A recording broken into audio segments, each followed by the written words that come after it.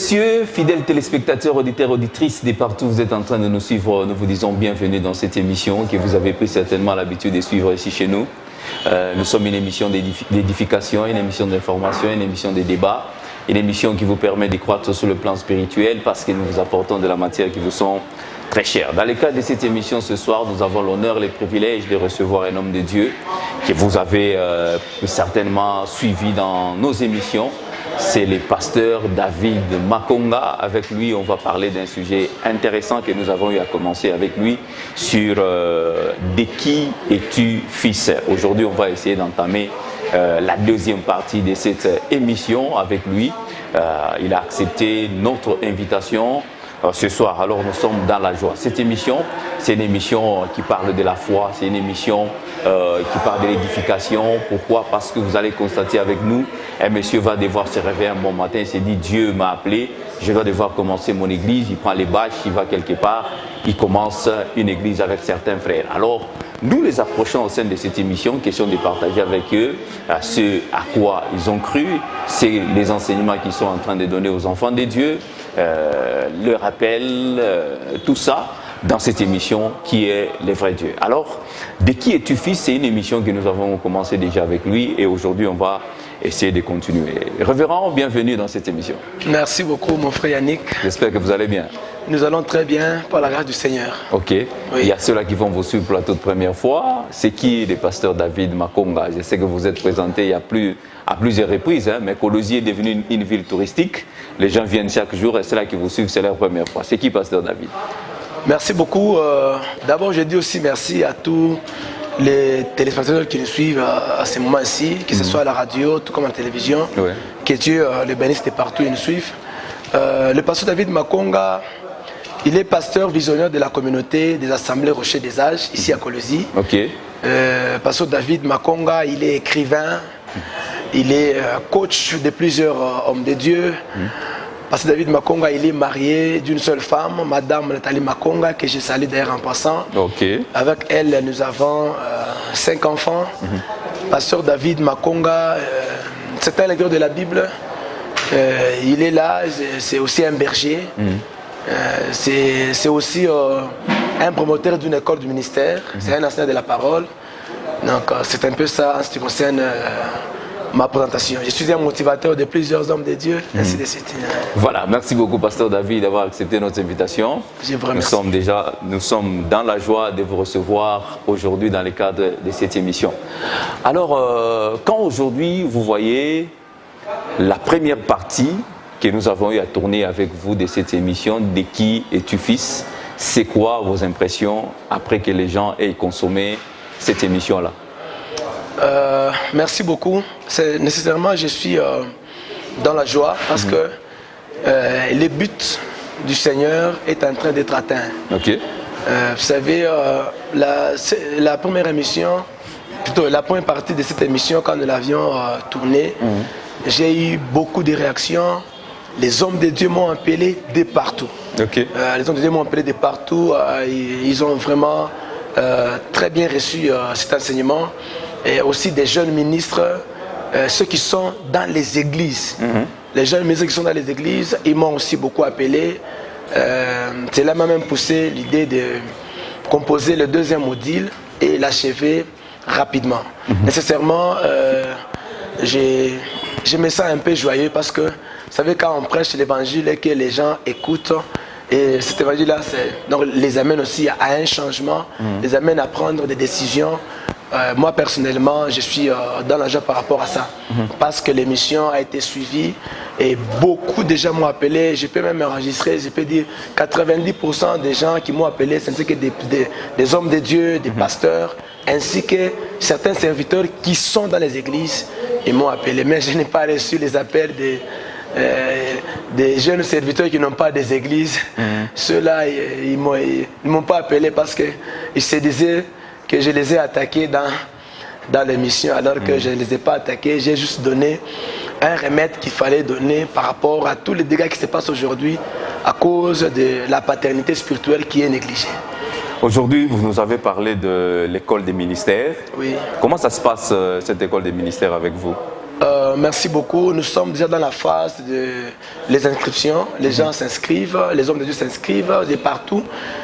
Déjà, le samedi prochain, ça veut dire ça sera le 26, nous aurons une réunion à l'église. Donc les gens s'inscrivent. J'ai déjà donné mon numéro de téléphone. Les gens s'inscrivent d'abord via WhatsApp. Ils m'envoient leur identité. Ils confirment l'inscription. Ceux qui ont l'argent, ils viennent, ils déposent l'argent. Ceux qui n'ont pas le temps de venir me voir, ils envoient ça par Airtel Money. Et maintenant, la formation elle-même, elle va commencer le 6 mars. Du 6 mars au 6 août. C'est une formation de 5 mois. Dans lequel nous allons donner 6 cours, parmi lesquels il y a ces cours ici, de qui es-tu fils. C'est un cours de la paternité spirituelle qu'il faut aussi enseigner aux hommes de Dieu, qu'ils aillent aussi enseigner aux autres. Il y a le sacerdoce, modèle de ciel sur la terre. Il y a aussi le tabernacle, l'image de Jésus-Christ. Ce sont des syllabus volumineux qui ont 120 pages, 74 pages, 90 pages. Il y a aussi le 3e cours, c'est les 7 jours de la création, qui a au moins plus de 150 pages. Et là, je vais les diviser en 2 parties, pour que ce soit première partie et deuxième partie. Il y a aussi les fausses doctrines et leur portée dans les Écritures. C'est aussi un syllabus à caractère doctrinal pour donner au ministre de la parole. Et il y a aussi les 4 facettes de la parole de Dieu. Les 4 facettes de la parole de Dieu. Il y en a au moins 6 cours. C'est vous-même qui dispensez ces cours, ou bien vous faites appel aux autres qui viennent vous accompagner, certains ministres de Dieu, ou bien c'est vous-même? Non, c'est moi-même qui dispense les cours. Et je suis aussi en train de recycler un de mes fils qui a aussi bien maîtrisé la matière. Peut-être il pourra être aussi un second professeur avec le temps. Ok. Les jeunes ministres aujourd'hui, est-ce qu'ils vont accepter de venir à cette formation? Ou quels sont les objectifs que vous êtes en train de poursuivre avec ces écoles-là? Cette formation elle a pour but d'équiper les hommes de Dieu. Que ce soit les jeunes ministres, que ce soit les vieux, que ce soit même ceux-là qui ont des églises. Il y a toujours quelque part, il y a certaines choses qui nous échappent.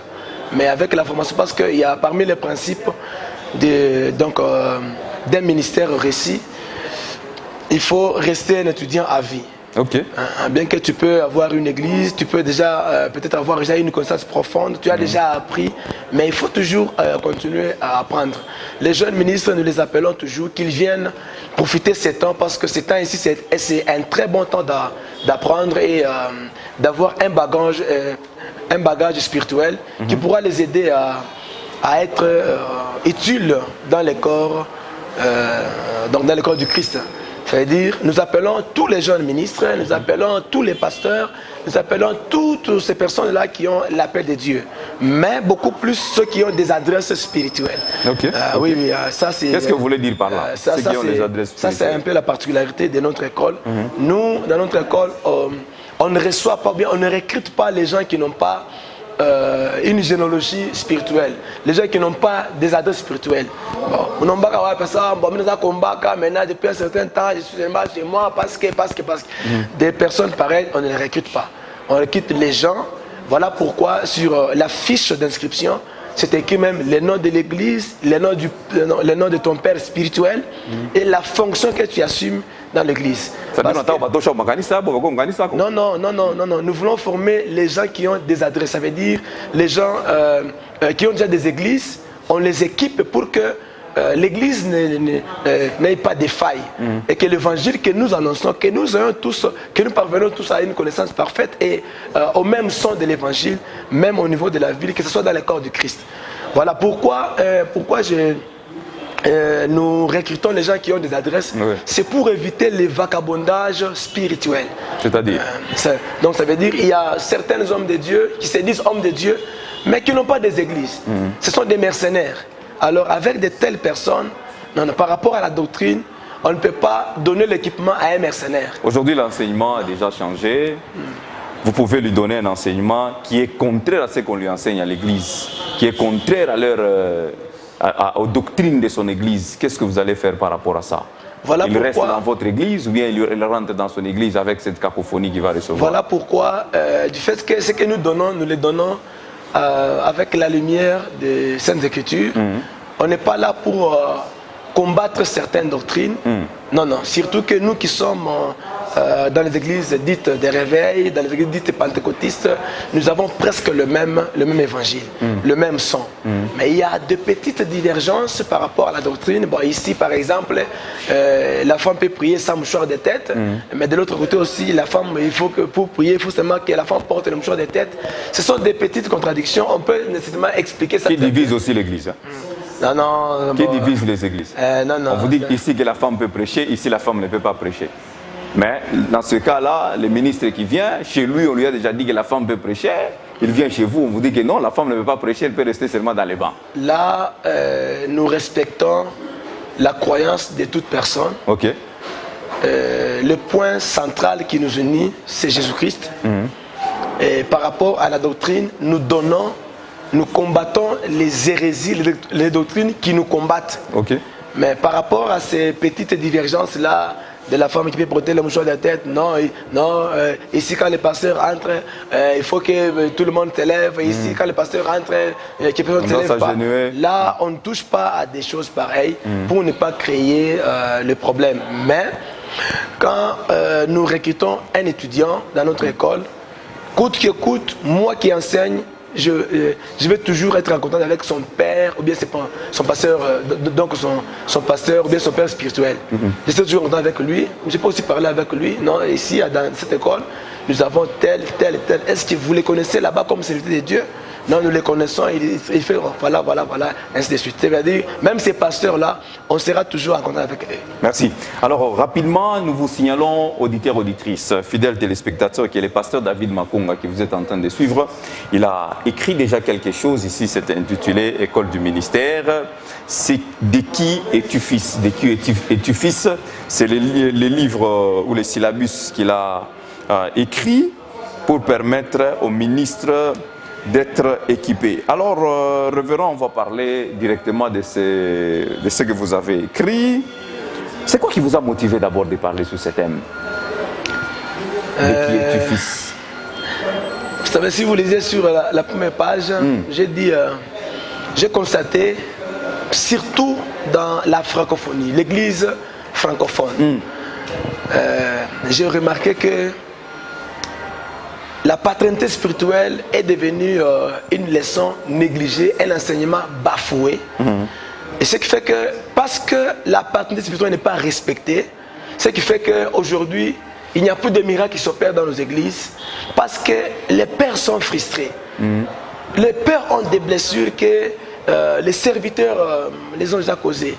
Les pères meurent avec leur manteau sans que le fils ne soit là pour récupérer ces manteaux-là et faire la continuité des lèvres. Ça veut dire le père meurt avec leur grâce.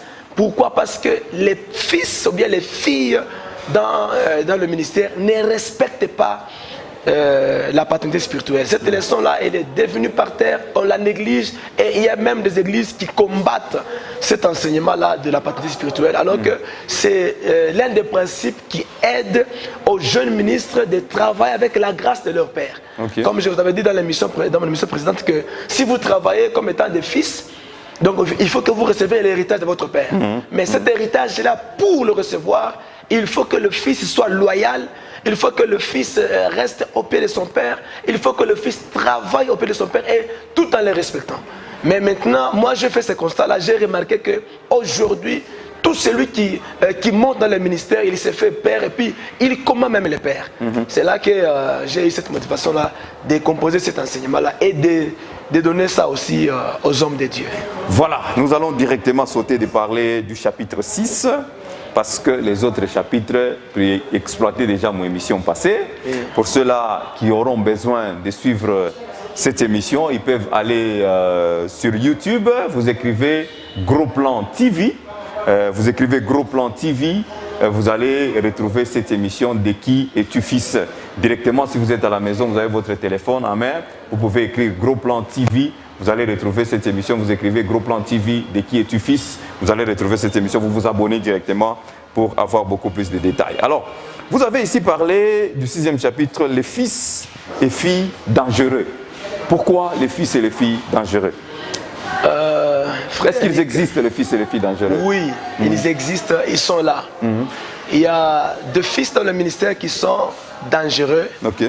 Alors, dans ce syllabus, bien dans ce chapitre, j'ai dévoilé au moins certains signes.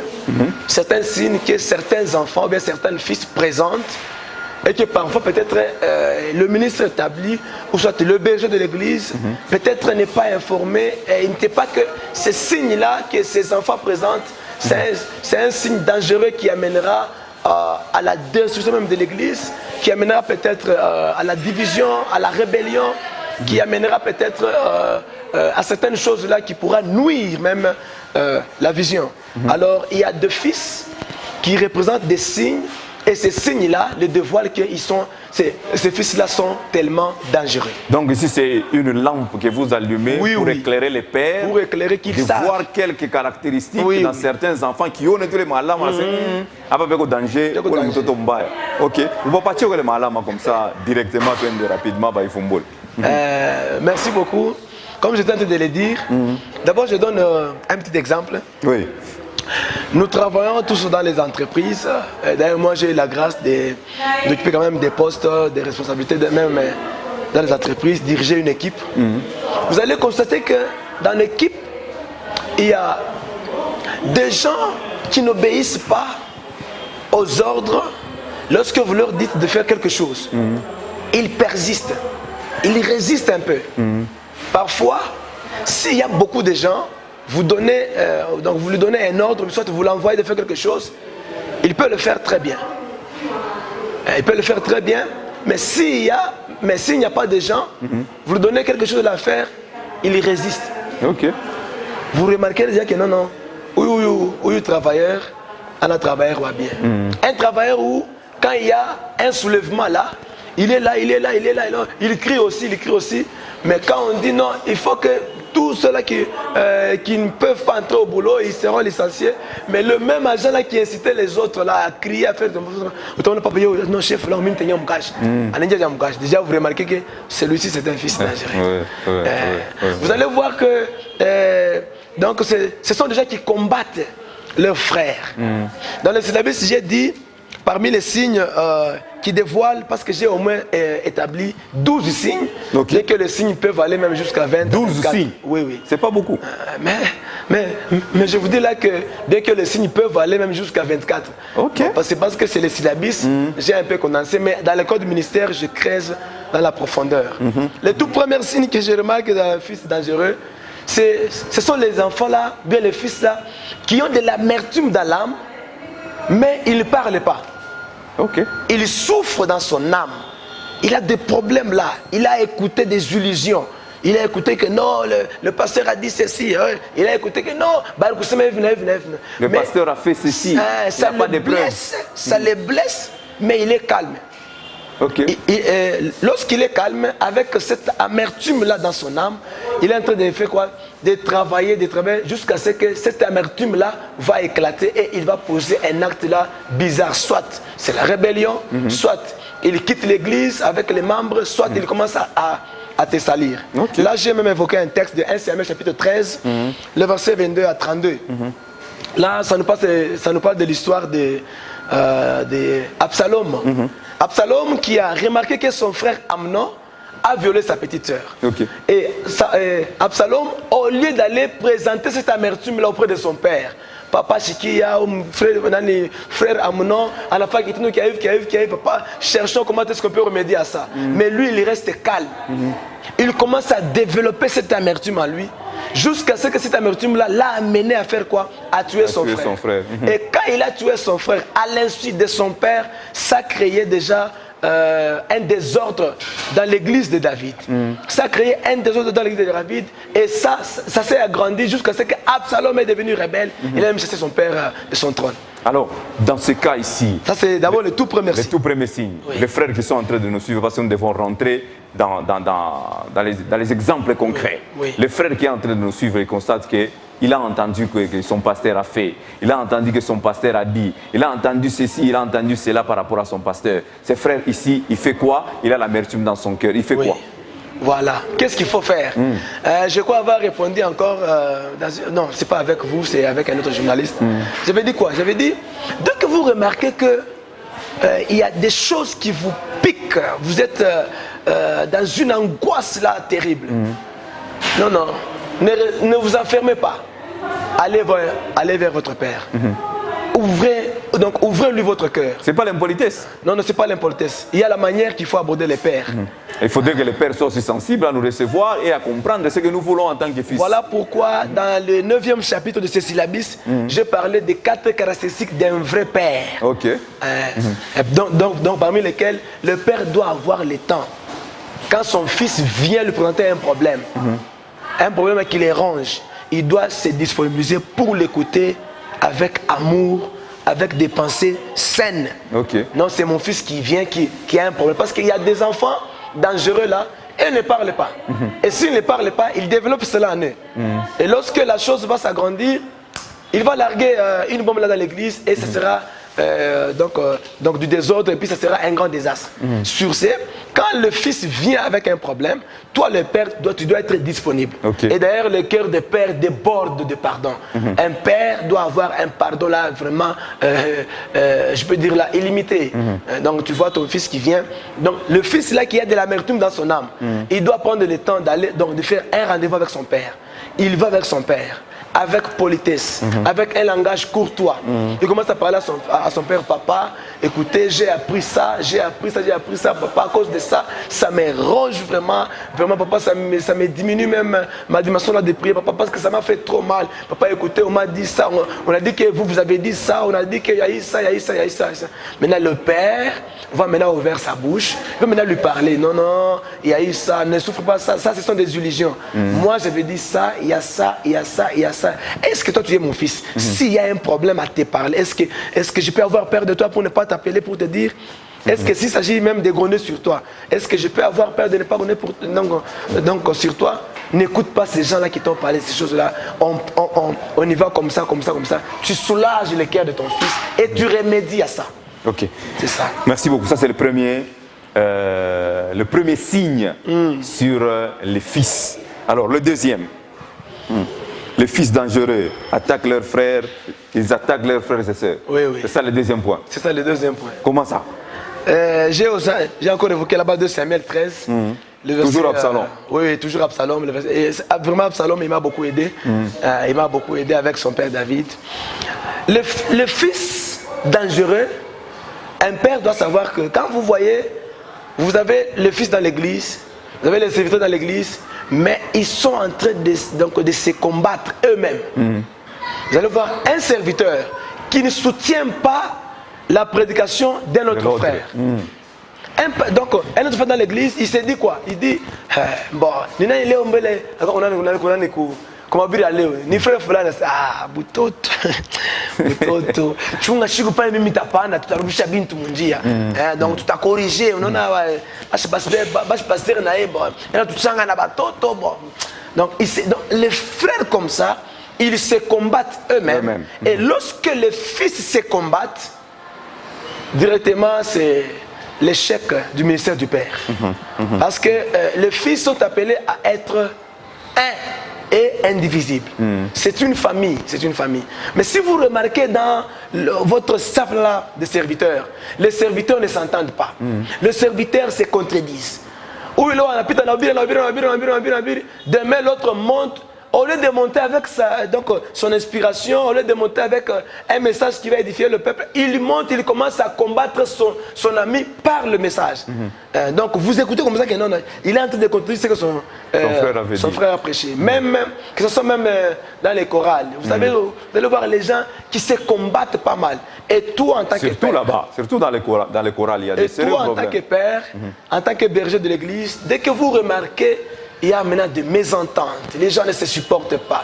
C'est un danger. Cherchez à identifier qui est à l'auteur de ça. Dès que vous les trouvez, déjà c'est un fils dangereux.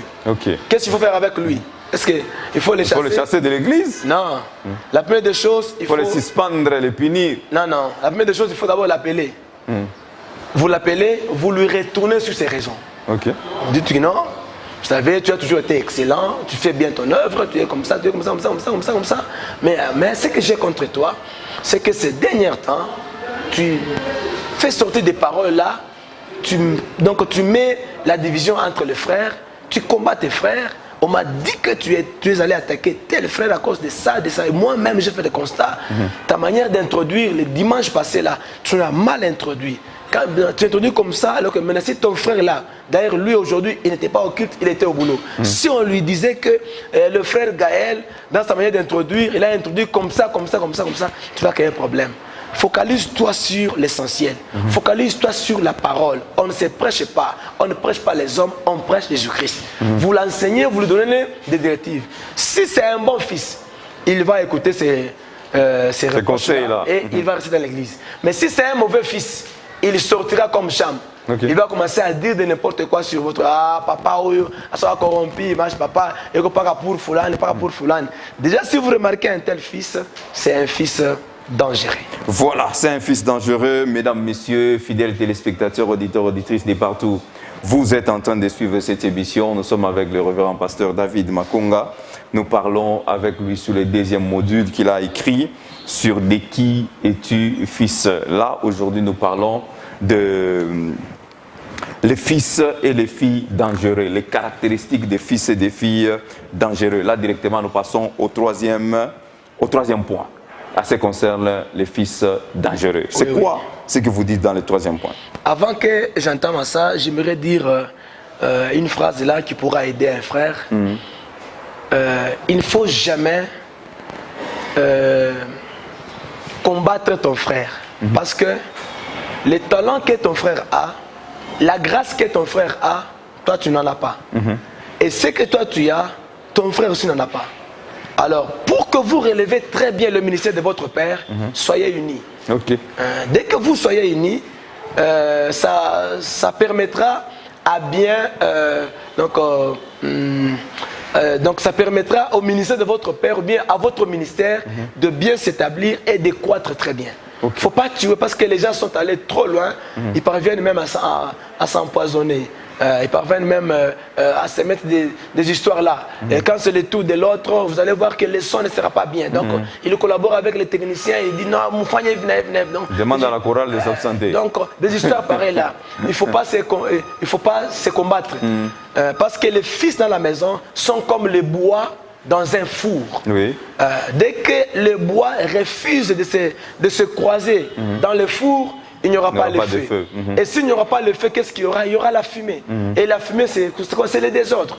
Alors, si vous voulez protéger le standard de votre spiritualité, la chaleur, donc le feu là de l'évangile, la chaleur là du Saint-Esprit, en tant que frères et sœurs dans l'église, en tant que frères et frères, vous devez être unis, vous devez être indivisibles, afin que vous remontez le standard de votre équipe. Mais aussi, le troisième signe, il y a des signes qui dévoilent un fils dangereux. C'est que le fils dangereux, quant à eux, le moment d'épreuve, le moment de grandes difficultés, ça ne les affecte pas. Ça veut dire quoi? Le moment de grandes difficultés des pères. Oui, des pères. Ça ne les affecte pas. Je suis en train juste de donner un peu les signes qui dévoilent le fils dangereux ou bien les filles dangereuses. Parce que j'ai tendance à dire que tout pasteur, tout homme de Dieu qui a reçu l'appel de Dieu, nécessairement, il passera à un moment donné par le moment de rejet, les moments là d'incompréhension. Vous savez, Jésus était à la croix, il est en train de crier « Eloi, Eloi, lama sabachthani ». Mais les gens qui passaient là-bas, et on m'a dit « Regardez-le, il est en train d'appeler Élie, attendons voir si Élie viendra le secourir ». Alors que Jésus-Christ est en train de passer un moment très noir de sa vie. Il appelle Eloi, les gens écoutent Élie. Donc tout homme de Dieu passe par le moment d'incompréhension. Où tu as dit ça, les gens écoutent comme si tu as dit autre chose. Donc tu passes le moment là très difficile. Mais ce sont les vrais fils qui se démarquent dans ces moments-là. Dans ce temps-là. Oui, dans ce moment-là, on a besoin de voir des vraies filles, des vrais fils qui vont maintenant se démarquer. Ils seront là, à côté de leur père, en train de les soutenir, de dire au père, papa, ne baisse pas les bras. Si tu baisses les bras, ça sera la honte de nous tous. Toi, tu vaux 10 000, tout ça. Mais, comme Moïse avec ses serviteurs sur la montagne. Oui. Moïse est en train de prier, on soutient quand même ses mains. On soutient ses mains. Quand les mains descendent. Et aussi dans la vallée là-bas, dans la vallée, c'est Josué aussi qui se bat, qui est en train de faire quoi? De tuer les ennemis. Et Aaron et Hur soulèvent, donc ils soutiennent le maire de Moïse. C'est en ce moment-là qu'on a besoin d'avoir le vrai fils. Mais maintenant, le fils dangereux, dans des moments pareils, il en profite. Ils en profitent. Et puis, ils ne seront même pas à côté de vous. Ils seront là en train de faire de n'importe quoi. Et ils peuvent même prendre ce temps-là pour profiter aussi de créer ou bien de fabriquer son faux appel. Ça peut arriver même dans le cas de la maladie. Un pasteur qui connaît là un accident, un pasteur qui tombe malade, mais les fils en profitent. Ils en profitent à ce moment-là, au lieu de tourner le cœur de peuple vers le Père, mais ils vont faire comme Absalom. Comme Absalom, Anatoka, il va quelque part là, à l'entrée de la ville, il commence à recevoir les gens en son propre nom, et il a fait quoi? De détruire le royaume de son père. Ça veut dire, le fils dangereux, quand vous passez les moments de difficulté en tant que pasteur, regardez autour de vous qui vous entoure. Qui sont ces fils-là qui compatissent avec vous? Parce que même la Bible le dit, on reconnaît un vrai ami dans la souffrance ou dans la misère. Mais aussi on connaît un bon fils, c'est lorsque le père traverse les temps critiques. Vous savez, tu passes dans la vie comme ça, on dit que non, pasteur ou va remonter film pornographique par réseaux sociaux. Par réseaux sociaux. C'est à ce moment-là qu'on doit avoir les vrais fils qui vont s'élever. Le pasteur, il avait détourné un fonds quelconque là. Alors que ce sont des choses peut-être qu'on a montées juste pour salir la personne d'un homme de Dieu. C'est à ce moment-là qu'on a besoin des fils. Ils doivent maintenant prendre leur manteau et couvrir leur père afin d'assurer sa sûreté. Comme il a été de Noé. Par exemple, parce que Noé aussi, comme il était ivre là, il s'est dénudé. Le fils sage, ils ont pris le manteau, ils ont couvert. Parce que, vous savez quoi? Dans les relations entre père et fils, le fils a un manteau à couvrir à son père, mais le père aussi a un manteau qui doit aussi couvrir à ses fils. Oui. Pourquoi? Parce que le manteau que le père a, c'est son nom d'abord. Son nom seulement, c'est un grand manteau. Il y a des milieux où vous pouvez arriver comme ça, vous citez le nom de votre père, déjà on vous identifie et on vous accorde une crédibilité. À cause seulement, on vous ouvre même la porte, à cause du nom que vous venez de citer. Mais il y a aussi donc le manteau qui couvre le fils, le manteau du père qui couvre le fils, c'est son onction. Donc vous pouvez commencer à faire des grandes choses, mais tout ce que vous faites là, vous le faites sous l'onction de votre père. Mais si vous vous détachez de lui, donc il y aura la diminution de l'onction et même les dons vont faner. À l'occurrence, Achitophel. Achitophel avait un don de sagesse, il avait un don terrible. Au point où la Bible a dit, lorsque Achitophel ouvrait sa bouche pour donner un conseil, on ne pouvait même pas consulter un prophète. Mais alors que lui, il avait oublié que tout ce qu'il faisait là, c'est parce qu'il était sous l'ombre du père qu'on appelait David. Et il était d'œuvrer sous son onction. Mais lorsqu'il s'est détaché de David, il s'est rébellé, il est allé s'allier avec Absalom. Il a donné un conseil et son conseil a raté. Pourquoi? Parce que le père avait dit ceci. Dieu veut Absalom à se faire un affaire. Seigneur, réduis à néant les conseils d'Achitophel. Et le Seigneur était obligé d'obéir à la voix d'un père que d'honorer un fils qui a un don, qui a le ministère, mais qui n'honore pas le père, ou bien qui se rebelle à son père. Le quatrième point ici, vous parlez des fils dangereux pensent être irrévocables. Les fils dangereux pensent être irrévocables. Qu'est-ce que vous voulez expliquer dans ce texte? Ça, vous avez donné toujours l'exemple d'Absalom. Oui, toujours Absalom. Il y a à boire et à manger. C'est-à-dire? Mais souffrez d'abord que je vous lise quelques points. C'est que vous devez toujours retenir. En tant que fils et fille, vous êtes dans la gibecière. Dans la gibecière de votre père, évitez à tout prix ces langages. Les langages que nous devons éviter en tant que fils. En tant que fils, parce que ces langages-là risqueront de vous dévoiler que vous êtes un fils dangereux et vous cherchez à tout prix à renverser votre père. Allez-y. Par exemple, un fils, évitez de dire ceci: je suis l'assistant principal. Je travaille ici depuis de nombreuses années. Personne ne peut me révoquer. Ok. Moi, je ne peux pas être muté. Nous sommes d'ici. Mais nous sommes de la maison. D'ailleurs, moi, je vis comment est-ce que cette vision est en train de naître. Nous sommes... Vous connaissez ces pasteurs aujourd'hui. Nous les connaissons très bien. D'ailleurs, on l'a beaucoup aidé dans ce moment-là de faiblesse. Ça, ce sont des langages qu'il ne faut jamais prononcer en tant que fils, en tant que fille. Langage dangereux. Ce sont des langages dangereux qui dévoilent que dans vous, il y a quelque chose là de mal. Écoutez, quelqu'un qui dit « Je suis préparé pour remplacer le Père ». Est-ce que vous ne le savez pas? Après, pasteur, c'est moi.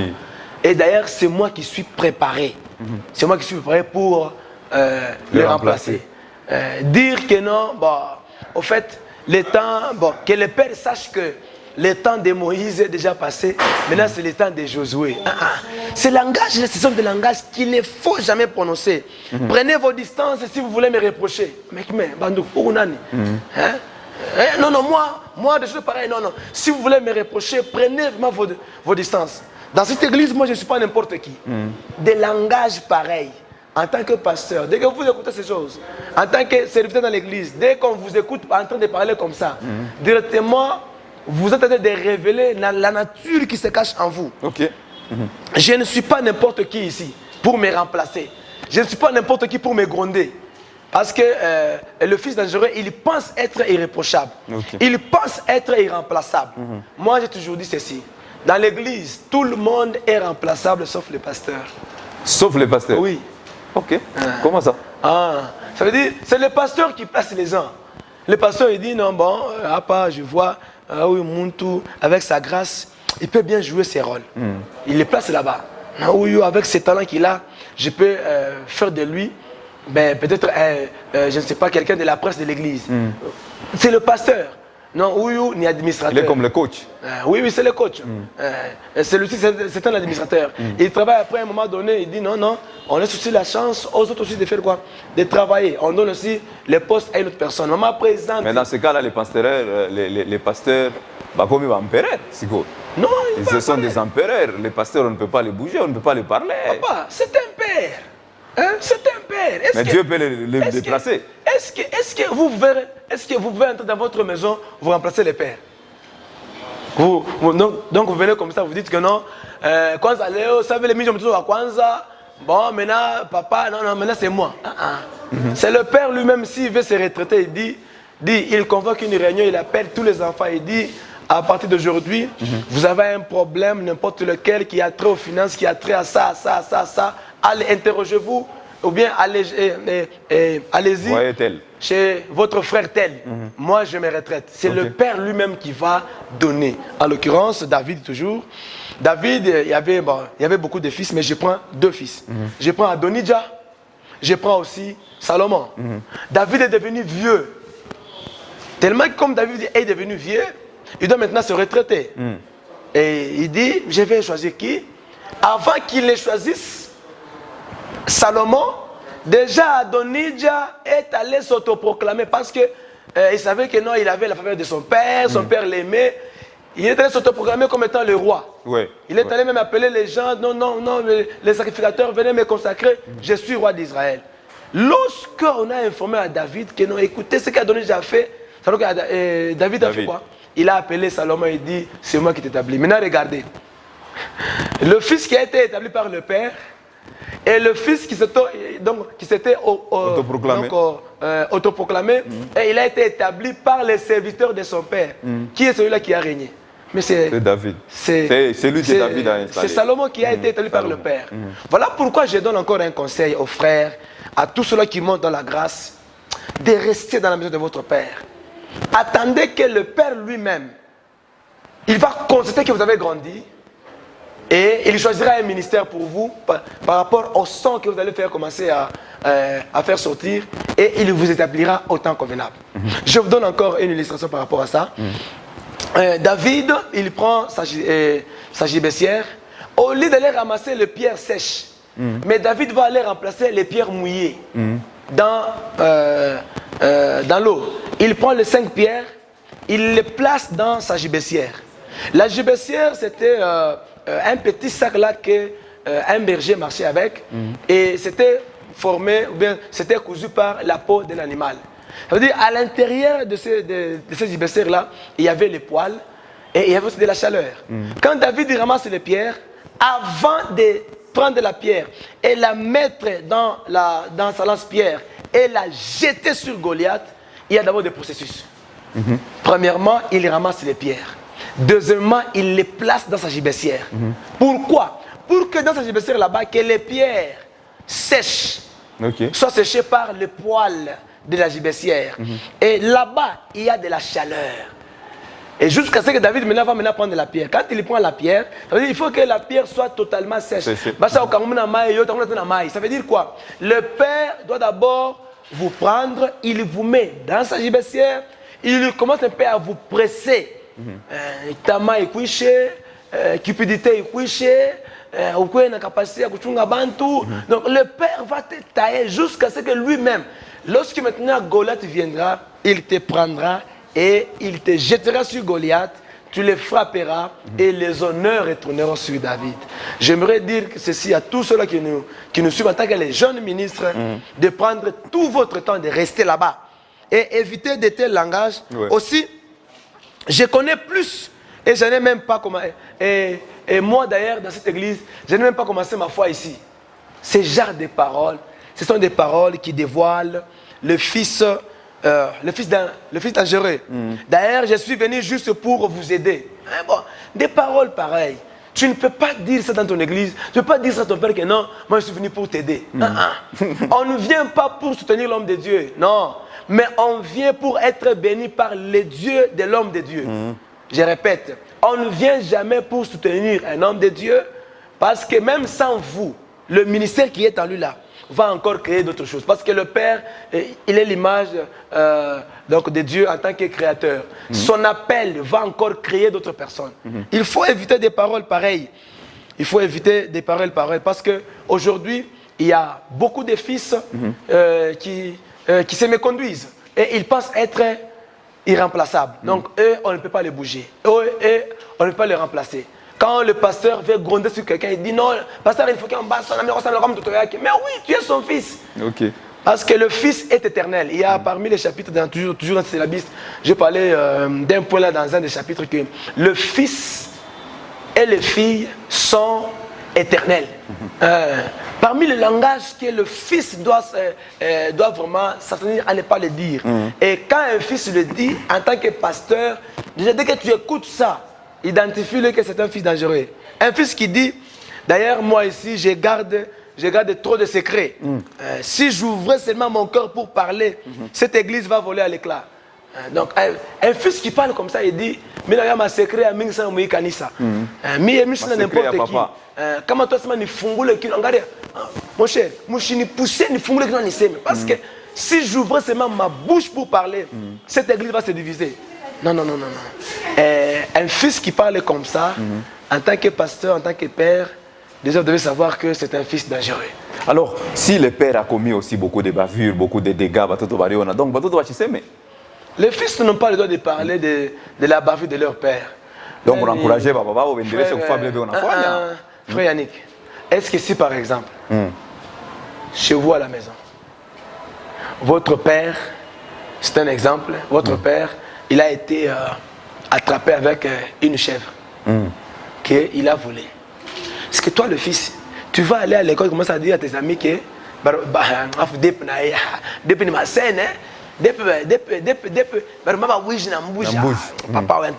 est-ce que tu sauras le dire? Non.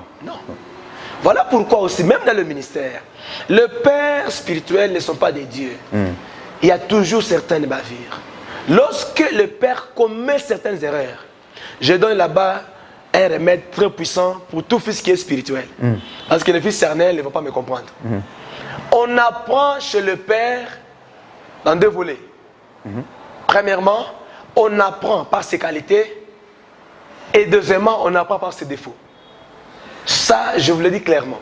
Par ses défauts. Par ses défauts. Oui. Dieu permet au père de commettre certains défauts, certaines erreurs, pour enseigner aux enfants de ne pas répéter ce que les pères, ce que les pères ont fait. Ça veut dire quoi? Voilà pourquoi il a toujours été dit que, en tant que fils, tu es appelé à faire mieux que ton père.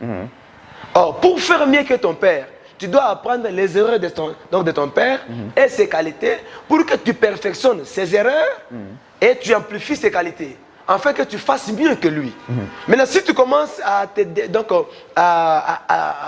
insulter, à dénigrer les erreurs de ton père, tu ne seras pas équilibré dans le ministère. Parce que si tu cherches à avoir un père bien équilibré, un père là qui n'a pas de défauts, alors au moins cherche un ange. Alors, le secret là qu'il garde pour son père, il les garde pour toujours, qu'il ne le dise pas aux autres. Il ne peut pas le dire aux gens. Il ne peut pas le dire aux gens. Vous savez, le problème avec Cham, c'est quoi? Parce qu'il est aussi parmi les fils dangereux. Vous savez que votre pasteur, excusez le terme, il est impudique au sein de l'église. Vous, qu'est-ce que vous faites? Vous ne le dites pas aux autres pour que vous sachiez comment résoudre ce problème. Vous sachiez que votre pasteur, il a la cupidité d'argent. On donne l'argent pour construire l'église. Lui, là, il s'est tapé une jeep, il commence à rouler avec. Mais cet enfant-là, il est informé, c'est lui l'administrateur de l'église. Oui. Il sait que papa a pris. Mais qu'est-ce qu'il fait dans ces cas? Il garde toujours ce secret-là. Il doit garder ce secret. Ce n'est pas un péché. De ne pas le dire aux autres, mais il doit appeler son père. Il doit appeler son père. Père, c'est Liborang. C'est lui dit quoi dans ce cas? Directement, ces pères-là, il faut les classer parmi les pères déchus. Ce sont les pères Saïl. Ça, c'est ton appel. D'ailleurs, c'est parmi aussi les caractéristiques dangereuses d'un mauvais père. Oui, le père là parce que vraiment ce syllabus, il est vraiment équilibré. Vous allez voir un pasteur qui s'est dit, en apprenant à coucher, il commence à dire, cette église m'appartient. Vous n'avez pas le droit de faire quoi que ce soit. Et c'est ça qui s'est dit aujourd'hui. Les gens qui nous suivent ici vont vous appeler pour vous dire ça à la fin. Quand un pasteur commence aussi à prononcer des paroles pareilles. Il église de réveil, il y a pasteur, il y a bibiake, il y a batotoake. Et les autres là n'ont pas droit, ils n'ont rien à dire dans cette église. Ça leur appartient. C'est un feu étranger qui est entré dans l'église de Christ. Ça, c'est le feu étranger qu'il faut combattre. Parmi les syllabus que j'ai écrits sur les fausses doctrines et leur portée dans les Écritures, j'ai aussi parlé de ça. On ne peut pas prendre l'église, on l'échange, l'église devient comme un royaume. Donc, le pasteur, à part lui, c'est sa femme. À titre d'exemple, vous allez voir dans vos églises aujourd'hui, quand vous y entrez, vous allez trouver dans leurs églises, pas dans nos églises. Et les autres n'ont rien à dire par rapport à ça. L'église appartient au pasteur et à sa femme. Non, ça c'est... Et si le pasteur n'est pas là, c'est la femme qui tient l'église. C'est un peu une hérésie. C'est un peu une hérésie, c'est un peu une erreur que beaucoup de pasteurs ils savent que c'est une erreur, mais parfois ils sont frappés par les complexes de ne pas changer ça, mais ils savent la vérité que ça ne se passe pas comme ça. L'église n'est pas dirigée par la maison pastorale. Non. L'église est dirigée par le ministre de la parole. Dans certaines communautés, l'église est dirigée par le collège des anciens. C'est-à-dire le pasteur ainsi que son collège. Aujourd'hui, ça n'existe plus. Hein? Et c'est tel que là, chez nous, là, c'est le pasteur ainsi que le ministre de la parole. Ce sont eux-là qui dirigent l'église. Vous ne pouvez pas faire, pasteur, bon, par exemple, moi, je suis parti en voyage, bien dans une mission là, évangélique. Les hommes de Dieu, les ministres de la parole, les prédicateurs de l'évangile, ils vont donner les rapports à la femme du pasteur. Oui, c'est fait aujourd'hui. Mais non, ça n'existe pas. Ça n'existe pas. Les soirs comme ça, l'administrateur, le secrétaire, le financier, ils sont partis voir maman. Oh maman, nous sommes venus vous voir pour donner les rapports. Non. Et dans certaines églises... Écoutez d'abord, parce que la femme du pasteur, c'est la femme du pasteur. Elle n'est pas maman pasteur. C'est une sœur. C'est une servante au sein de l'église. Ça, c'est très fort. Hein? Elle sert son Dieu avec les talents que Dieu a placés en elle. Si elle est chantre, elle fait ça. Si elle a les dons prophétiques, elle fait ça. Mais la femme du pasteur n'est pas ministre de la parole. Non. Ça, c'est une hérésie. La femme du pasteur n'a pas une décision à donner dans l'église comme ça. Que non, je me lève et dis, hey, Moussé Flani, il est en bas vu la panne. Non. Ça n'est pas se passer comme ça. C'est le pasteur ainsi que le ministre. Parce que lorsque la femme du pasteur a un problème, ce sont les ministres de la parole qui vont remédier à ça. Parce que c'est une fidèle, mais que Dieu a élevée. Si je dis ça, ça ne veut pas dire qu'il faut dénigrer la femme du pasteur. Non, non, il faut la respecter. Si vous lui donnez une place là d'honneur, ce n'est pas un problème, non. Anekala la Bible, parce que maintenant, ma serviteur, c'est juste, bon, à titre, il y a Bible pasteur. Mais ça ne veut pas dire que cette femme-là de pasteur, elle peut aussi décider dans l'église, elle peut aussi faire de n'importe quoi, elle peut aussi, dans une réunion des ministres, oui. La femme de pasteur entre là-bas et commence à dire non, il faut faire ça, ça, ça, ça. C'est elle qui conduit les réunions si le pasteur n'est pas là. Non. C'est elle qui gère l'église. Elle place frère Kabongo, Tatuma Mwimbo, frère Zacharie, ça ne se passe pas comme ça, frère Yannick. Oui, frère Israël, où est-ce va communiquer? Non, non. Dans l'administration de l'église, dans la hiérarchie ecclésiastique, au sommet, il y a Jésus et le Saint-Esprit. Okay. Après, c'est le surveillant sacrificateur qui est l'image du pasteur. Le pasteur, c'est aussi un ministre de la parole. Okay. Maintenant, après le pasteur, la barre qui suit là, ce sont les ministres de la parole. Okay. Dans certaines communautés, ce sont les anciens de l'église. À part cette barre-là, il y a maintenant les diacres et les diaconesses, les mamans présidentes. Après cette barre-là, il y a maintenant le frère là, le président de l'équipe de musique et tout ça et qu'on sort. La femme du pasteur, non. Voilà. Merci beaucoup. Alors, on va directement partir avec le dernier chapitre pour ce soir.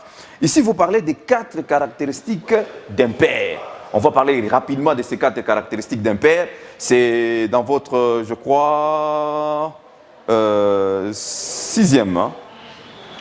6e chapitre, si je ne me trompe pas. Vous allez devoir le corriger si je me... Alors, vous parlez des 4 caractéristiques d'un père. Qu'est-ce que vous voulez dire ici? Ça, c'est le chapitre 9, je pense. Le chapitre 9, oui. C'est le tout dernier chapitre. Ouais. Il y a... Ah, 6e, c'est ce qu'on venait d'épuiser. Oui, oui, 6e, c'est ce qu'on vient de terminer là. Bon, au fait, les caractéristiques aussi sont tellement nombreuses. Ok. Mais j'ai évoqué d'abord 4. Ok. Ces 4 caractéristiques d'un vrai père. D'un vrai père. Oui. Parce que je peux aussi dire que le père doit avoir un grand cœur, le père doit avoir de l'amour. Tout ça, ce sont les caractéristiques du père. Mais ici, n'importe... Donc, ce n'est pas tout celui qui prêche qui peut être père. Non. Un père, on le reconnaît, on sait que celui-ci c'est un père, c'est au travers ces 4 caractéristiques que j'ai énumérées ici. Ok. La première, c'est que un père est capable d'engendrer de fils et de filles. Parmi les caractéristiques des fils dangereux, les fils dangereux, ce sont des rebelles qui volent les âmes dans les églises de leur père. Okay. Au lieu d'aller faire l'évangélisation, les païens sont là en train de souffrir. Mais le fils rebelle, lui, il va aller faire l'évangélisation dans l'église de son pasteur. Okay. Et ça, c'est très dangereux.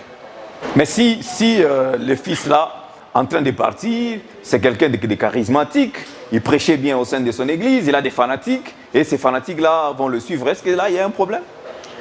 Un fils qui est digne, il doit faire retour, donc plutôt, il doit retourner les gens qui quittent l'église de son père, ou bien l'église de leur père, pour les suivre. Okay. Un fils digne, il doit dire, non, non, ne me suivez pas, restez là-bas, ne venez pas avec moi, c'est moi-même qui suis sorti, mais vous restez là-bas. Et d'ailleurs, un bon fils, il doit même appeler son père. Il dit, papa, mais couple fulani, vraiment papa, je les ai dit de ne pas me suivre, de rester là-bas. De rester à l'église. De rester à l'église du père. Ça, c'est la bonne manière. Okay. Mais la mauvaise manière, c'est que le fils, au lieu de retourner les gens qui les suivent, et ils parviennent même à commencer à organiser des visites pour aller voler les âmes. Ils font l'évangélisation dans l'église de son père. La pêche à l'aquarium. Voilà, la pêche à l'aquarium. Ça ne se passe pas comme ça. Et maintenant, voilà pourquoi je dis que tout père véritable, sa première caractéristique, il doit avoir la capacité d'engendrer. Okay. Si tu te crois être père, tu quittes l'église quelconque. Ne va pas avec les gens des gens. Ne va pas avec les fidèles de cette église-là. Tu dois prouver que tu es père. Va aussi ensemencer. Pose aussi ta semence Et qu'on voit aussi les fils que tu as engendrés. Plutôt que de faire ceux qui étaient hier tes frères, tu les as détournés et tu commences maintenant à faire de tes fils et tu les imposes même que non, je suis votre père. Non, parce que ces frères-là, ils savent que non, tu n'es pas leur père. Okay. Dans eux-là, il y a l'ADN de leur père. Ils savent que ce n'est pas toi. Et ça cause des problèmes à la langue. Ils finiront toujours par te quitter aussi. Parce que les Swahili disent que qui sur le quota, qui n'a pas nini, qui n'a pas kapaka. Ok. Qui n'a pas tena, mwingine atafanya nini, ataka tena. Donc hawezi kufanya pêche mumai ya benyewe, mukishiba kia benyewe, unafanya mole pêche hapana. Maocéan iko wako, ma rivière iko wako, vas-y là-bas. Donc le tout premier caractéristique d'un père, il doit avoir la capacité d'ensemencer ou bien la capacité d'engendrer, de faire des hommes ordinaires et il les ensemence et ils deviennent aussi des fils. Et non les messages que Christ nous a laissés, à l'effet de toutes les nations, mais disciples. Les disciples. C'est-à-dire la multiplication, la reproduction. Alors tu ne peux pas t'appeler père, mais tu voles les gens dans les églises des gens. Tel que je suis là, je suis en train de faire cette émission-là, donc mon intention, mon but, c'est de séduire les cœurs de certains frères là pour que non, non, non, non. Okay. Ça non. Ça, donc le tout premier caractéristique, un père doit avoir la capacité. Les deuxièmes, ou bien la deuxième caractéristique d'un père, un père véritable, un père, il déborde de pardon. Ok. Baba ote, apa sokwa na roho ya kurumia. Un père doit pardonner. À l'occurrence, vous voyez le fils prodigue, son père l'avait pardonné, bien qu'il avait commis une bêtise là terrible. Mais quand il est rentré, le père l'a pardonné. Okay. À l'occurrence, notre Père Céleste, qui est notre image, malgré toutes ces bêtises que nous lui faisons, une fois que nous reconnaissons cela, nous demandons pardon à lui et il nous pardonne. Maintenant, regardez ici, j'ai donné un exemple d'Élie et Élisée. Élie, ça ne veut pas dire que lorsqu'il marchait avec Élisée, Élisée ne commettait pas les erreurs. Non. Élie a dit ceci à Élisée, Élisée reste là-bas. Moi, je vais quelque part. Élisée a refusé. Il s'est entêté, il a dit non, mine ta kofata paka, mission de Kobakia. Élie a dit à Élisée, non, je pars, je crois, à Jéricho, toi tu restes ici. Je ne peux pas. Dans la doctrine, on remarque que cet enfant-là a manifesté la tétutesse. Mais malgré ça, Élie n'a pas regardé les côtés de la tétutesse de son fils. Il a compris dans une autre manière en disant que non, non, il y a quelque chose que le fils cherche. Tout ce qu'il cherche là, c'est que je lui donne la double portion. Il a supporté toutes les années qu'Élisée a marché avec Élie. Ça ne veut pas dire qu'Élisée était juste dans tout. Élie l'a supporté, c'est le cœur d'un père qui pardonne et le père qui déborde de patience. Mais maintenant, regardez Élisée à son tour. Géasi a commis seulement un seul forfait là, une petite erreur là. Là, il faut que je dise quelque chose. Frère Yannick, aujourd'hui, beaucoup de pasteurs ont déjà enterré le ministère qui respirait encore, mais ils les ont enterrés. Comment ça? Qu'est-ce que je veux dire? Un jeune homme, un jeune serviteur, un pasteur, vous sentez qu'il a la grâce de Dieu. Il a commis une petite bêtise là, il a commis un petit forfait là, au lieu de le prendre, de l'entretenir, de le remettre même dans des retraites, lui donner ce qu'il faut. Parce que celui qui a échoué aujourd'hui, il peut réussir demain. Ouais. Mais seulement l'échec d'aujourd'hui, vous l'enterrez.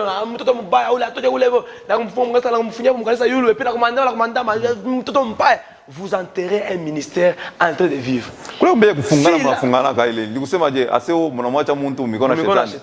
Donc, à chaque fois,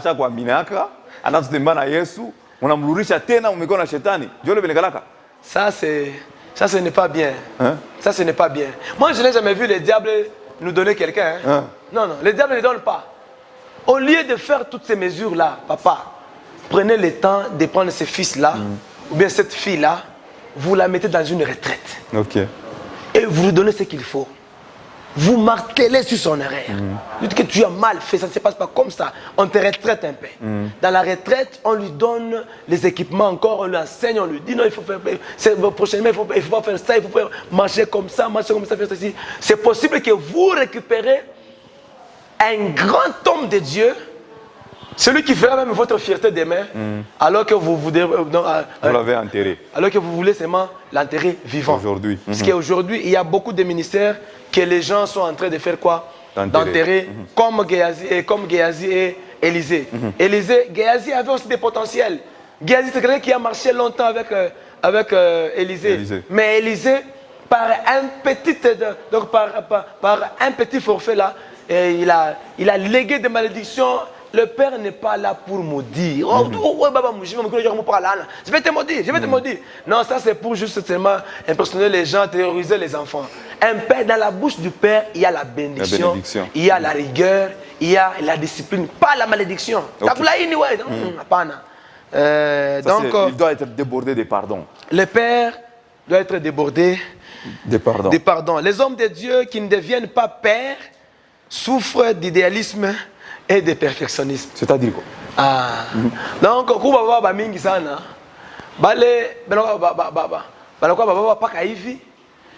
il remarque que dans le fils, il y a du talent, il commence à souffrir de ça.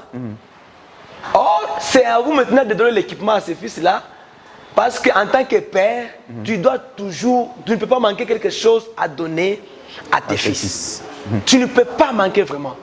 Quand un fils peut commettre un forfait aujourd'hui, demain il vient, reçoit-les, donne-lui ce qu'il faut. Le lendemain, il commet encore un forfait parce que le père doit avoir un pardon extrême. Ok.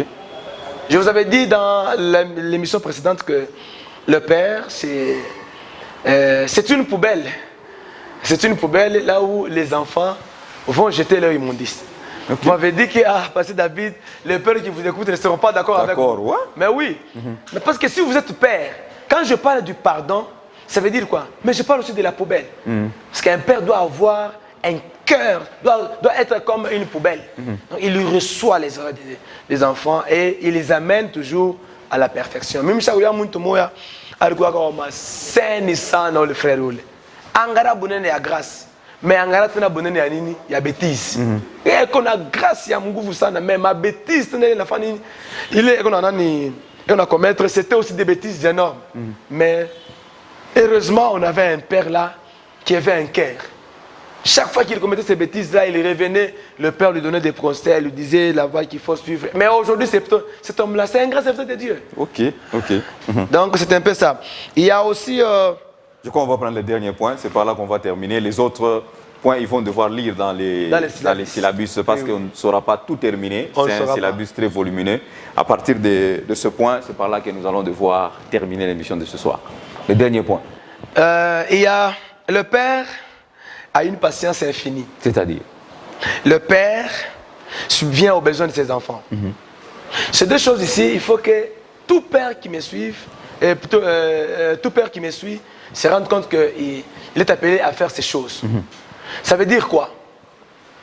En tant que père, tu dois avoir la patience. Et tout père qui n'a pas de la patience, il enterre ses fils vivants.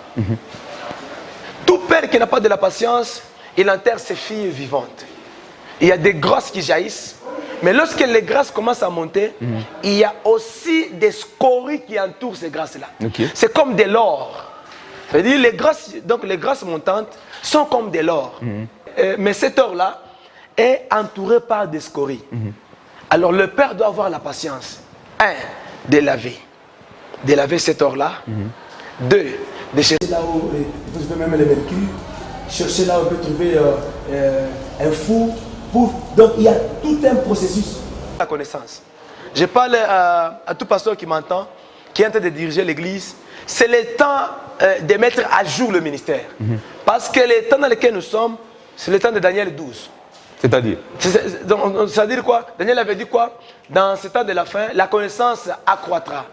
Donc, ce temps dans lequel nous sommes, la connaissance a déjà pris la vitesse. Connaissance Shakpanda Sana. La technologie aussi, Shakpanda Sana. Alors, il faut que le père soit à jour. Le père ait de la connaissance profonde, afin de bien subvenir aux questions difficiles de ses enfants. Je me rappelle un jour, on était encore au début de la foi, un de mes frères est allé poser la question à un pasteur. Il lui dit: pasteur, explique-moi un peu Genèse 38, parce que j'ai lu là-bas, on a dit que Onan, lorsqu'il allait vers sa femme, il s'essuyait par terre. Pasteur, explique-moi. Écoutez la réponse du pasteur, il dit, non, il dit, combien de jours de Youa, Pana, mon Bible, mon mystère, il n'a rien donné à ses frères-là. Alors que c'est par manque de quoi? De la connaissance. C'est qu'un père doit subvenir aux besoins de ses frères, et plutôt de ses enfants, de ses fils ainsi que de ses filles. Le besoin spirituel ainsi que les besoins matériels. Ce n'est pas un péché quand un père aussi rend visite à une famille et il leur laisse quelque chose. Non. Aujourd'hui, ça ne se passe pas. Hein. Vous manquez la farine à la maison, les pasteurs viennent vous donner. Vous manquez quelque chose à manger, les pasteurs viennent vous donner. Oui. À cette génération, ça n'existait pas. Il n'y a que les pasteurs qui font les demandes dans les églises. Non. Ça, c'est aussi une hérésie. C'est aussi une hérésie. En tant que père, tu dois subvenir aux besoins de tes enfants. Le besoin et il dit même qu'il travaille à l'hôtel, mange à l'hôtel. Oui, quand il travaille mange à l'hôtel, ça veut dire quoi? Donc, j'ai fait l'œuvre du ministère. Le ministère me bénit. C'est vous qui devez nourrir les pasteurs. Le ministère me bénit. Mais lorsque le ministère me bénit, ce n'est pas un problème pour moi ou un péché. Voilà pourquoi vous allez voir aujourd'hui les pasteurs qui dirigent les églises, les pasteurs adjoints, ils marchent toujours à pied, ça fait 5 ans, 6 ans. Lui, il a beaucoup de jeeps, les pasteurs. Les serviteurs qui sont à ses côtés, ils n'ont même pas de veste pour modérer une église. Les choristes sont délabrés. Mais les pasteurs sont toujours dans des jolies vestes, tout ça. Mais ils ne partagent pas avec, mais ils leur disent, attendez votre temps, moi j'ai fait mon temps. Ça, c'est classé aussi parmi les pères dangereux. Tout ça, vous enseignez à l'école? Oui, j'enseigne ça à l'école du ministère. Voilà pourquoi je vous dis que donc nous sommes là pour préparer aussi les ministres à faire mieux demain, à ne pas répéter les bavures qu'on a eu à avoir dans l'église actuelle. Voilà, merci. Alors, fidèles téléspectateurs, auditeurs, auditrices, voici les syllabus des pasteurs David Makonga. Vous pouvez l'appeler pour avoir beaucoup plus de précisions par rapport à son école. Nous venons juste de parler des petits riens, de quelque chose dans ce syllabus sur de qui es-tu fils, c'est notre deuxième partie. Alors, il va devoir parler du ministère, de l'école des ministères et donner aussi les numéros de contact. À partir de là, vous allez parler avec lui, il va vous donner les détails. Parlez-nous de l'école des ministères parce que les gens sont restés sur leur soif avec cette émission ce soir. L'école des ministères et aussi votre contact. Merci beaucoup. Nous sommes joignables au 097 685 79 78. 097 685 79 78. C'est le même numéro qui est sur WhatsApp. Sur Facebook, vous écrivez seulement Pasteur David Makonga, vous allez nous trouver là-bas. L'école, et puis nous sommes ici à Kolwezi. Notre église se trouve sur l'avenue Saluseke contre Ongungandu. Vous arrivez là où il y a l'école Nkissou, vous avancez un peu, donc la référence c'est l'avenue qu'on appelle l'avenue des métaux. Cette avenue-là, si vous entrez à gauche, il y a une église là en chantier, c'est là que nous sommes. Nous nous réunissons là-bas pour donc chaque jeudi ainsi que chaque vendredi de 15h à 19h. Qui peut venir à cette école des ministères? Tout le monde qui vous a suivi? Oui, c'est tout le monde qui a reçu le ministère, il est le bienvenu. L'école est déjà établie à l'église. C'est par manque de bâtiments que nous occupons d'abord l'église pour faire l'école. Reprenez le numéro, comme ça les gens vont devoir vous appeler. Reprenez le numéro de contact, comme ça les gens peuvent vous appeler pour avoir beaucoup plus de détails. C'est le 097 685 79 78. 097 685 79 78. Le code ministère est là. Les inscriptions se font à $10. Le samedi qui vient, ça sera le 26. Nous allons déjà organiser une réunion pour toutes ces personnes-là qui se sont déjà inscrites et aussi les autres là qui ont déjà confirmé leur inscription. Il y a une fiche là qu'il faut remplir et c'est de là que nous allons vous donner tous les détails. Et le 6, déjà, les études vont pouvoir commencer. Pasteur David, nous vous disons merci. Merci beaucoup d'avoir participé dans cette émission ce soir. Merci beaucoup. Alors nous osons vous retrouver dans nos prochains numéros avec un autre thème et un autre sujet. Merci beaucoup. Alors pour vous qui nous avez suivis depuis le début de cette émission, peut-être en cours de diffusion, nous vous disons merci de nous avoir choisis, de partout où vous nous avez suivis. Restez branchés sur nos antennes, alors jamais vous ne serez déçus. Bye bye, excellent week-end chez vous.